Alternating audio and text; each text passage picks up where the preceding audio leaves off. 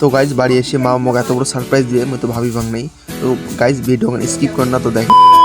হে good morning guys, সবাই কেমন আছেন? আসলে ভালো আছেন, তুমি ভালো আছেন। ছোট্ট ফ্যামিলি ব্লগ নিয়ে শুরু করলাম। তো ফাইনালি আজকে আমি এখানে কাজ করতাম, তো কাজ থেকে আসলাম। তো কাজ আনতে মা মানে মধ্যে একটা স্পেশাল জিনিস বানিয়ে দিয়েছে। যাই হোক, জিনিসটা একটা জিনিসই দেওয়া হয় নাই, পরে পারতাম তোমার জিনিস কেন দেখে যাচ্ছ। চলো। তো গাইজ যাই হোক, মা আজগুলো দেখো মানে কাটলের তরকারি বানাইছে। তো মানে এত খুশি আছি না, মানে প্রচুর পরিমাণে খুশি হয়ে গেলাম।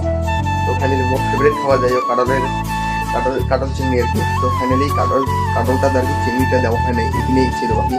তো খাওয়া দাওয়া ঢেকে ধরতাম যে কেমন টেস্ট দিচ্ছি। আর মার খাবার এটাই ওরা মা কাটল তরকারি কেন খাওয়া দাইস কেমন হয়েছে?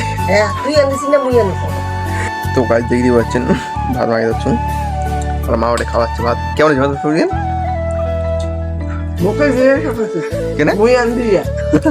তো গাইস মা ওই কাটল তরকারি মুখ করে খাওয়ার। তো নিজে রান্ধিছে কিন্তু তো কেমন আছে ওইটা মোট ফেভারিট খাবার টেস্ট মানে না, কিন্তু একটা জিনিসের কমে হয়ে গেছে, চিংড়ি মাছটা দেওয়া হয় না এই টেস্ট। হ্যাঁ ঠিক না? করে পাইতে কলম যে মই নিয়ে আসুন বাজার থেকে। কাটলের কি মঙ্গা এই কাকসারি কাটল কিনে এলো। তো গাইস প্রচুর খাওয়ার মনে হচ্ছে কাটল তরকারি, তার জন্য কাটল কিনে নিয়ে এসছো। আমার আবার কাটল তো বাড়ির কিনে অনেক আছে।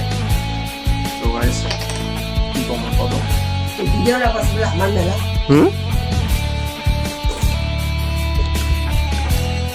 তো গাইজ এলাকায় কাছ থেকে এলো মধ্যে না আসিয়া যে চারটে খাওয়াচ্ছি বাজে বলে না 7টা বাজে, মানে 7:30 বাজে আর কি।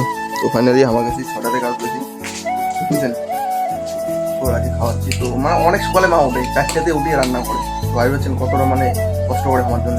তো যাই হোক আমারও কাজও যাই না ওই জন্য হয় ওরা পড়াশোনা বাদ দিয়ে রাখা সংসারের জ্বালা। যাই হোক, তো গাইজ ভিডিও আমার এখানে ছিল। তো ভিডিওখন কেমন লাগে কমেন্টও জানিয়ে দেন, আর কাটার সবজি কাকা কেমন লাগে এটাও কমেন্টও জানিয়ে দেন। আর ভাইকে ফলো করবে বলেন না বুঝছেন। তো ঠিক আছে, টাটা।